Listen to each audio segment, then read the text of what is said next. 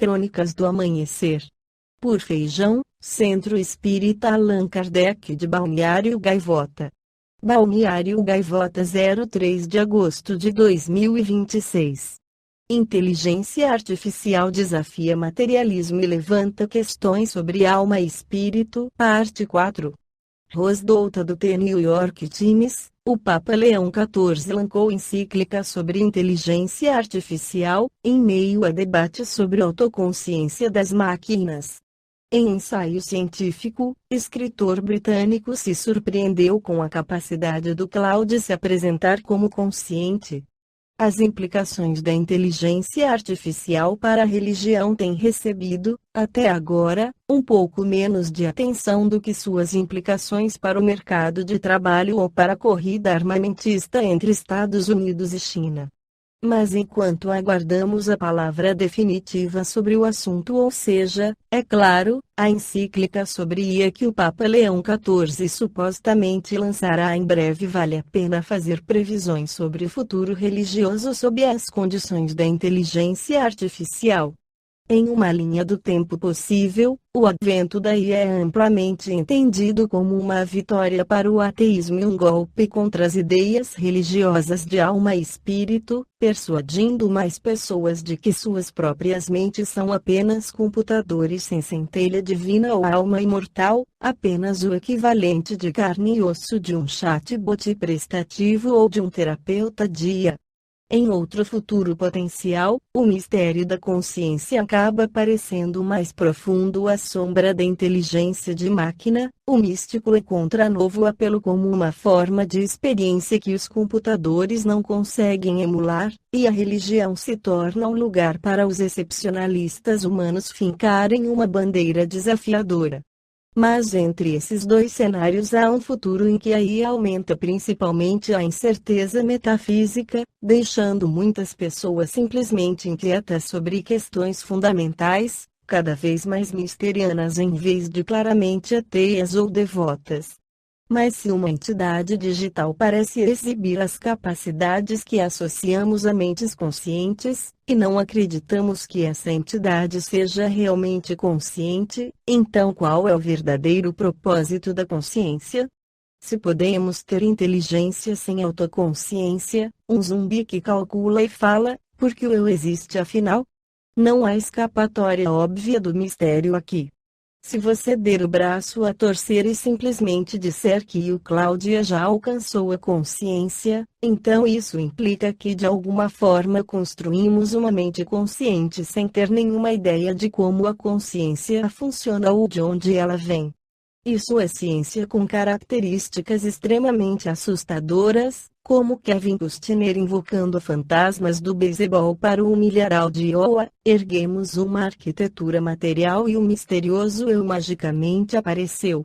Alternativamente, se você disser que a IA não é consciente, mas meramente capaz, então a questão de por que experimentamos a realidade através da consciência ou eu interno, o senso de identidade pessoal e vontade se torna muito mais difícil de responder.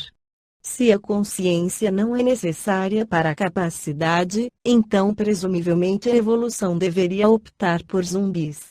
E de fato Dawkins sugere que talvez seja assim, que nossa experiência mental pode ser um mero ornamento e quaisquer civilizações alienígenas que encontrarmos podem carecer do nosso senso de eu.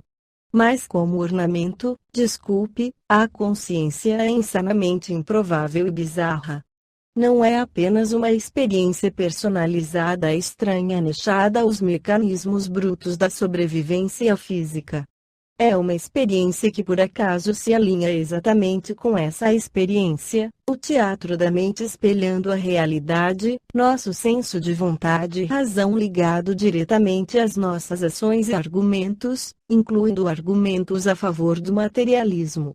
Como certos filósofos argumentaram, essa harmonia entre o psicológico e o físico parece muito mais provável de aparecer em um universo onde a consciência é fundamental, onde a matéria não é tudo e a mente é onde as coisas começam.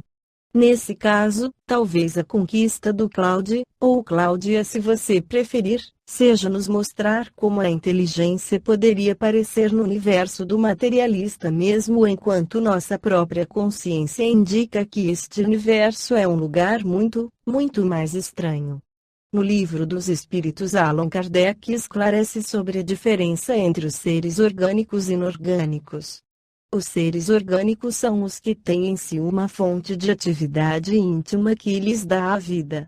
Nascem, crescem, reproduzem-se por si mesmos e morrem. São providos de órgãos especiais para a execução dos diferentes atos da vida, órgãos esses apropriados às necessidades que a conservação própria lhes impõe. Nessa classe estão compreendidos os homens, os animais e as plantas. Seres inorgânicos são todos os que carecem de vitalidade, de movimentos próprios e que se formam apenas pela agregação da matéria. Tais são os minerais, a água, o ar, etc. 60. É a mesma força que une os elementos da matéria nos corpos orgânicos e nos inorgânicos? Sim, a lei de atração é a mesma para todos. 61. Há diferença entre a matéria dos corpos orgânicos e dos inorgânicos? A matéria é sempre a mesma, porém nos corpos orgânicos está animalizada. 62. Qual a causa da animalização da matéria? Sua união com o princípio vital. 63. O princípio vital reside em algum agente particular, ou é simplesmente uma propriedade da matéria organizada? Numa palavra, é efeito, ou causa. Uma e outra coisa. A vida é um efeito devido à ação de um agente sobre a matéria. Esse agente, sem a matéria, não é vida, do mesmo modo que a matéria não pode viver sem esse agente. Ele dá a vida a todos os seres que o absorvem e assimilam. 64. Vimos que o espírito e a matéria são dois elementos constitutivos do universo. O princípio vital será um terceiro. É, sem dúvida, um dos elementos necessários à constituição do universo, mas que também tem sua origem na matéria universal modificada.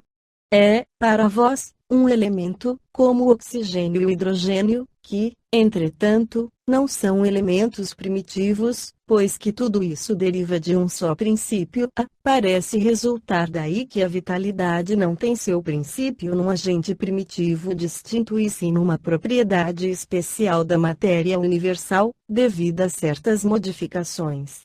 Isto é consequência do que dissemos. 65. O princípio vital reside em alguns dos corpos que conhecemos. Ele tem por fonte fluido universal.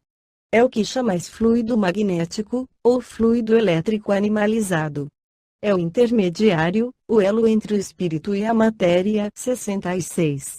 O princípio vital é um só para todos os seres orgânicos? Sim, modificado segundo as espécies. É ele que lhes dá movimento e atividade e os distingue da matéria inerte, porquanto o movimento da matéria não é a vida. Esse movimento ela o recebe, não o dá. 67. A vitalidade é atributo permanente do agente vital, ou se desenvolve tão só pelo funcionamento dos órgãos. Ela não se desenvolve senão com o corpo. Não dissemos que esse agente sem a matéria não é a vida? A união dos dois é necessária para produzir a vida. Poder-se-á dizer que a vitalidade se acha em estado latente, quando o agente vital não está unido ao corpo. Sim, é isso. O conjunto dos órgãos constitui uma espécie de mecanismo que recebe sua impulsão da atividade íntima ou princípio vital que entre eles existe. O princípio vital é a força motriz dos corpos orgânicos. Ao mesmo tempo que o agente vital dá impulsão aos órgãos, a ação destes entretém e desenvolve a atividade daquele agente, quase como sucede com o atrito, que desenvolve o calor. Sendo aí um ser inorgânico, necessita do princípio vital para nele poder se alojar um espírito. Esta foi a crônica do amanhecer de 03 de agosto de 2026. Por Alfredo Feijão Lopes.